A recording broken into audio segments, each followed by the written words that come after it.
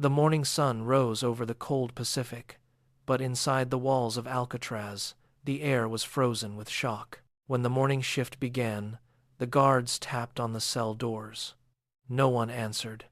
They stepped inside and pulled back the blankets, Revealing not men, but hollow soap faces staring back at them. The siren wailed. a piercing scream across the bay, but Frank Morris and the Anglin brothers were already gone. It was June 1962, and the world's most secure prison had just been breached.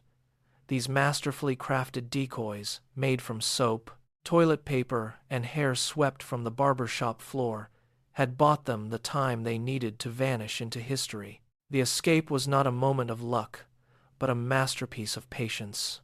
For months, the trio had worked in the shadows of the night. Using nothing but sharpened spoons, they painstakingly chipped away at the crumbling concrete vents behind their bunks. The sound of their labor was hidden by the evening music hour. Every night, they pushed aside their makeshift walls and crawled into the narrow, dark utility corridor. It was a labyrinth of dust and rusted iron. They climbed through a network of pipes, inching their way toward the roof, carrying the weight of their secret and the hope of a freedom that seemed impossible. They were ghosts within the machine, moving while the world slept. By midnight, they reached the edge of the island. They hauled a raft, ingeniously constructed from 50 stolen raincoats and industrial glue, across the final fence. The San Francisco Bay stretched out before them, a black abyss of freezing water. The tide pulled toward the open ocean with violent, crushing force. "We have to go now," they must have whispered. They pushed their fragile craft into the churning black waves, the salt spray stinging their eyes. Every stroke of their makeshift oars was a gamble with death. The water was a bone-chilling 50 degrees, enough to paralyze a man in minutes. Behind them, the silhouette of the rock loomed, a fortress they had finally outsmarted.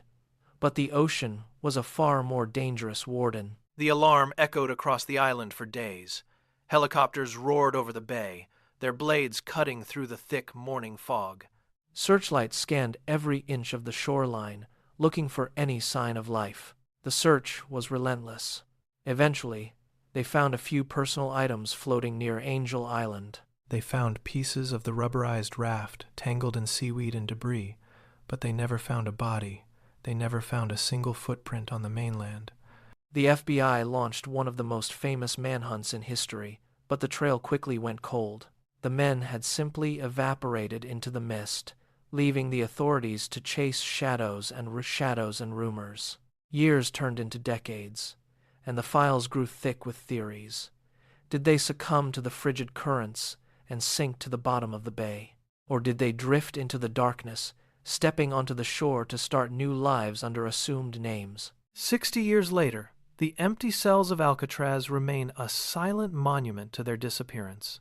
The iron bars are rusted, and the corridors are quiet, but the story lives on.